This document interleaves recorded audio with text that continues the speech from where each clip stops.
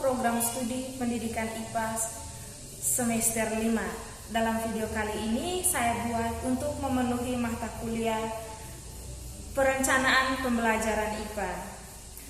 Video kali ini saya ingin mewawancarai salah satu guru SMP di SMP 2 Maupongo Satap. Selamat menyaksikan, sekian dan terima kasih. Selamat siang Ibu, terima kasih. Selamat siang juga. Terima kasih atas waktu dan kesempatan yang diberikan. Iya. Perkenalkan, nama saya Antonia Florencia Cetuga, mahasiswa program studi pendidikan IPA STKIP Citra Bakti. Saya minta waktu Ibu untuk wawancara. Apakah Ibu bersedia untuk diwawancarai? Siap. Oke.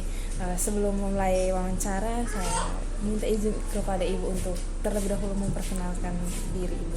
Baik. Terima kasih atas kesempatan yang diberikan. Nama saya Rosa Delima Titi, biasa disapa Ibu Ros. Saya guru di SMPN 2 Maupongo Satap ini sebagai guru IPA. Ya. Itu saja, mungkin kita lanjut dengan pertanyaan. Ya. Baik Ibu, langsung saja untuk wawancaranya, untuk soalnya. Pertanyaan pertama itu, apakah semua guru wajib membuat RPP? Ya, ini untuk RPP itu semua guru wajib membuat RPP. Yang berikutnya, bagaimana Ibu membuat RPP? Apakah dibuat per hari, per bulan, atau per semester? Ya, biasanya dari pengalaman itu per semester dibuat. Biasanya dibuat pada bulan Juli sebagai awal semester dan bulan Januari. Yang berikut, apakah RPP yang Ibu buat itu sudah sesuai dengan sintak atau aturan yang ada? Ya, saya tidak menjamin kalau RPP itu bisa sesuai sekali atau sempurna sekali sesuai dengan aturan. Tapi kalau kita berusaha untuk mau pelan-pelan supaya dia bisa sempurna itu, ya, bisa. Yang berikut, apakah Ibu membuat perangkat pembelajaran sebelum mengajar? Untuk perangkat pembelajaran, ya selain RPP itu disiapkan sebelum pembelajaran. Seperti jurnal itu harus disiapkan, daftar hadir, daftar nilai, jadwal mengajarnya itu disiapkan. Apakah kepala sekolah mengecek RPP yang Ibu buat terlebih dahulu atau langsung diterapkan? Pasti dicek dulu. Sebelum kita ke kelas pasti dicek kepala sekolah dulu.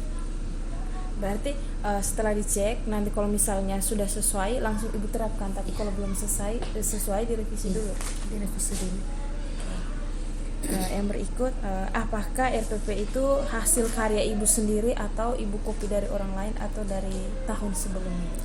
Ya, kalau untuk pengalaman mau buat sendiri memang agak susah dia, karena dia harus sesuai dengan aturan yang ada. Jadi kita copy dari dinas atau mungkin sama-sama dengan teman-teman yang lain.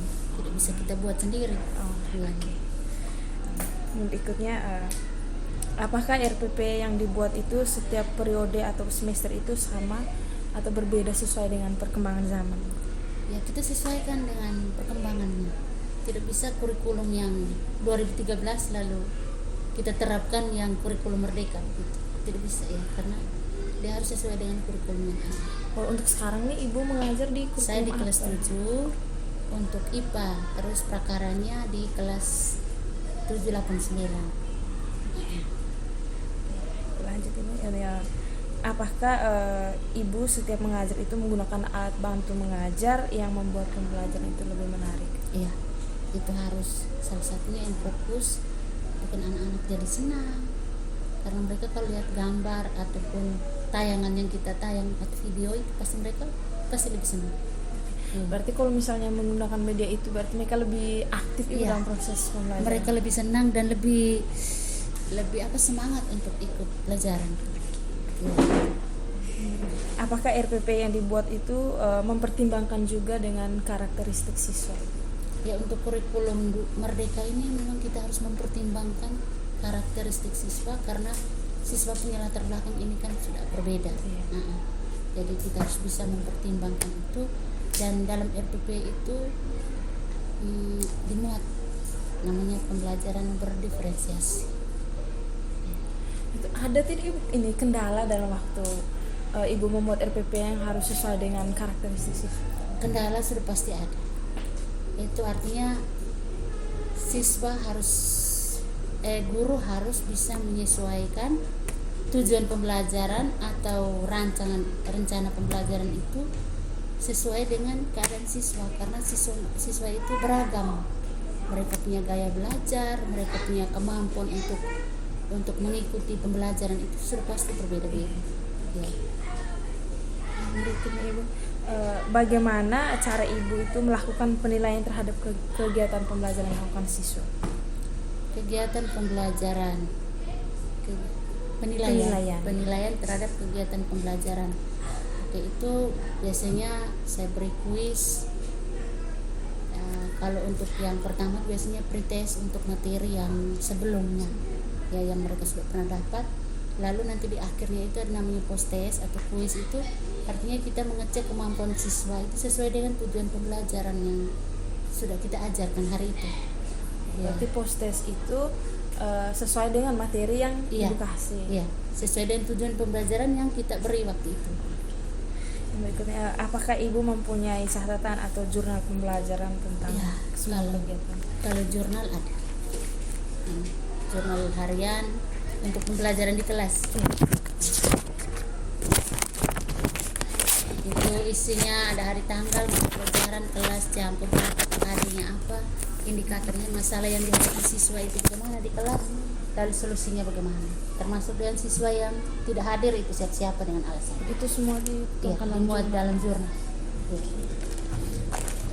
Berikutnya, apakah acuan yang digunakan untuk menentukan materi pembelajaran yang akan digunakan dalam kegiatan pembelajaran? Ya, acuannya silabus.